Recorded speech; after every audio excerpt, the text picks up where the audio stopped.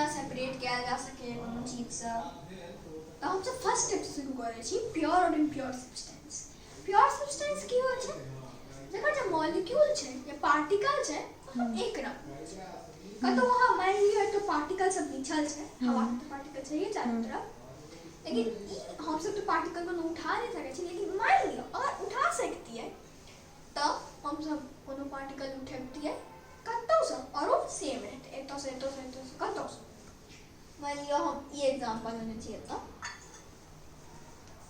एमा ई भात छै और एमे किछ पत्थर सब छै, तो हम मान लियो ई पत्थर सब कतो अरेंज छै। एखन मान लियो अगर प्योर सब्सटेंस छै हवा तो हम एतो से उठेबे सब जगह सेम रहते, लेकिन अगर ई प्योर सब्सटेंस छै तो हम आँख बंद क के मान लियो मोस्टली तो भाते उठते क्या कि भात छै बेसी, लेकिन हम आँख बंद क के उठाइए तो पत्थर उठ सकैया।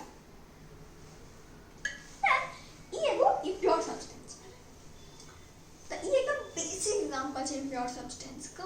और जे हमरा आपको देखाय ना प्योर है वो इम्प्योर हो सके।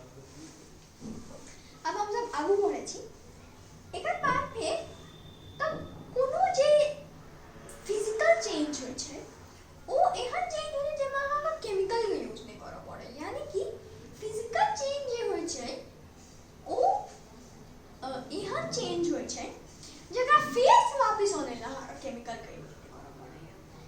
यानी कि फिजिकल चेंज एगो टेम्पररी चेंज है और केमिकल चेंज एक तरह से एगो परमानेंट चेंज है।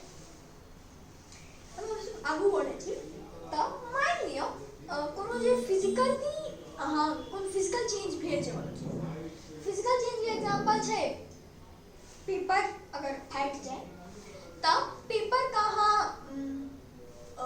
पेपर को मिक्सी को फिर से पेपर बना सके छी, तो ओ एगो फिजिकल चेंज के एग्जांपल है। और मान लियो शीशा टूट गेलै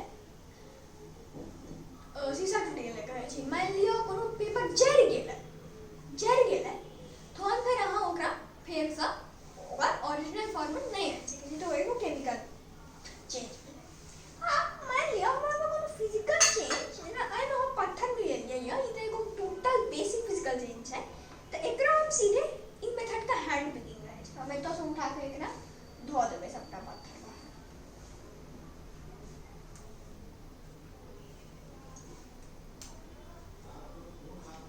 तो बहुत कम पत्थर रहे त हम हाथे से उठा के बाहर धो देबै। हमें बस भात बचल छै,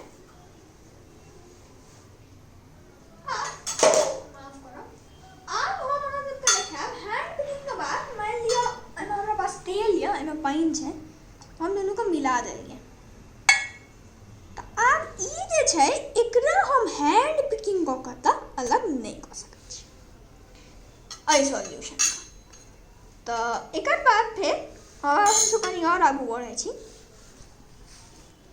एकर बाद फिर और जे पानी का साफ करे के जे मेथड सब छै तेल में मिलल छै, अगर एमे माइट मिलल रहतै तहन फिर हम सब ओकरा कनी काल छोड़ दिए माइट एकदम नीचा चल जेतै और ओकर बाद फिर जे पानी जे ओकरा हम सब एकदम दोसर बाल्टी में धीरे धीरे धो देतै, लेकिन तखनो जे ओइ माइट में सॉल्युबल रहे ओ तो मिल गेलै ओकरा फिर हम सब फिल्ट्रेशन से हटै छी। फिल्ट्रेशन में फिल्टर पेपर लगा दै छी और ओइ से जे जाय छै पानी तो ना हालांकि मिनरलो सब चल जाय छै। अगर और गहन छै तो हम फिर डिस्टिलेशन पानी के बहुत हीट क देल जाय छै और फिर बहुत कोल्ड क देल जाय छै, जे सब रहै छै खराब चीज सब वो सब निकल जाय छै।